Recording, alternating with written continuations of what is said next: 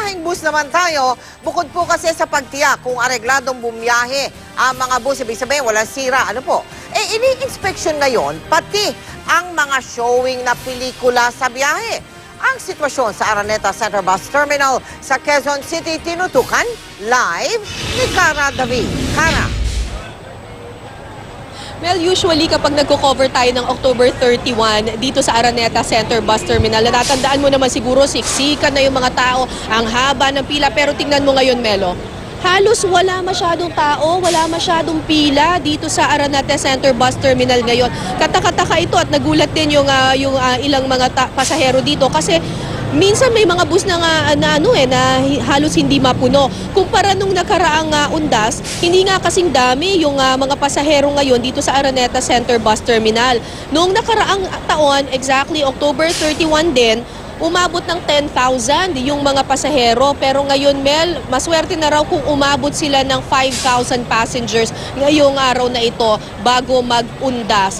Kasi kanina nung nag-ikot-ikot tayo at pumasok tayo dun sa ilang mga buses dito, hirap na hirap silang mapuno ito ng mga pasahero. Karaniwan kapag undas, punong-puno at siksikan na sa waiting area ng Araneta Center Bus Terminal. Pero kanina, halos bakante ang maraming upuan dito. Ang bus ngang ito na papuntang Katarman Samar, 14 lang ang pasahero. Marami raw kasing taga-probinsya ang umuwi na noong October 26 at October 27 para makaboto sa barangay elections. Katunayan, umabot sa 11,000 ang mga pasahero nila noong October 27 lang. Kaya kakaunti na lang ngayon ang naiwang uuwi para sa undas. Kasabay yung undas at saka eleksyon kaya pasahero.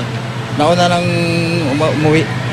Nagkaroon na kami ng mga extra trip sa Bisaya noong 25, 26, 27, 28. Mga extra buses, nagkaroon na kami punta sa Bisaya. Pero ngayon? Wala na. Mahina na ngayon. Marami man o kaunti ang pasahero, tuloy ang inspeksyon sa bus terminal para matiyak ang kaligtasan ng lahat. Kaninang umaga, nag-ikot ang Land Transportation Office o LTO at ininspeksyon ang mga signal light, side mirror, gulong at baggage compartment ng mga bus. Tiningnan din nila kung sumusunod sa seatbelt law ang mga bus. Ang deluxe bus na ito may seatbelt nga pero hindi naman umuubra. Kaya hindi pinayagang pasakyan ng pasahero ang mga upuang may depektibong seatbelt. Nagtungo rin sa Araneta Center Bus Terminal si MMDA Chairman Francis Tolentino. Isinailalim sa breath analyzer ang bus drivers para matiyak na hindi nakainom at nasa tamang kondisyon ang mga driver. Assurance yun ng safety ng mga pasahero. Safe nga yung sasakyan mo, yung driver mo naman nakainom. So marami malalagim na aksidente na nangyari sa Bitokang Manok, sa Timonan. So dapat mabawasan o ma-prevent yung ganun. Pati ang MTRCB nag-inspeksyon din. May nakarating kasi sa kanilang reklamo na may ilang bus na nagpapalabas ng mga pelikulang may masiselang tema. Dapat rated G or PG lamang ang pinapalabas sa mga bus. Kukumpiskahin ang DVD, USB at sasailalim sa seminar ang sinumang lalabag sa patakarang ito. 30 PNP personnel ang nakatalaga sa Araneta Center Bus Terminal para tumulong sa pag-iinspeksyon ng mga bagahe. May 2 K9 units din dito na katulong sa pag-iinspeksyon.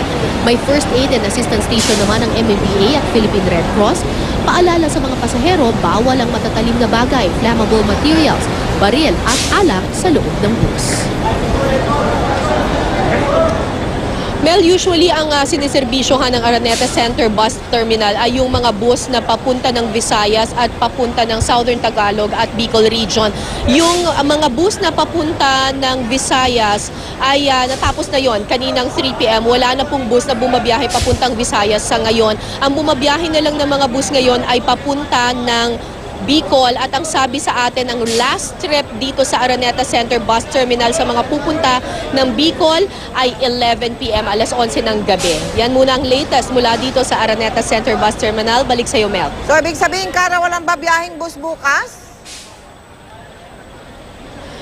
Mel, bukas din daw itong Araneta Center Bus Terminal pero karaniwan daw, hindi naman daw masyadong marami talaga ang bumabiyahe kapag November 1. So kung may babiyahe man bukas, mangilan-ngilan na lang yon sigurado, Mel. At kahit na hindi kasing dami ng nakaraan ng mga pasahero, pareho pa rin ang pamasahe, Cara?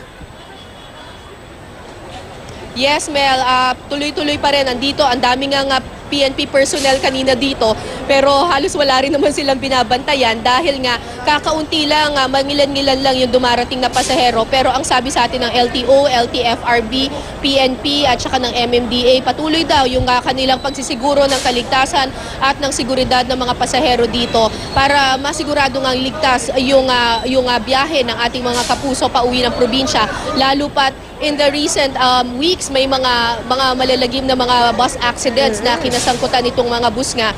Kaya yun din ang paalala nga kanina ng MMDA sa lahat ng mga drivers, kailangan siguraduhin bago sila magmamaneho ay talagang nasa kondisyon sila at bawal yung nakainom. Maraming salamat sa iyo, Cara David.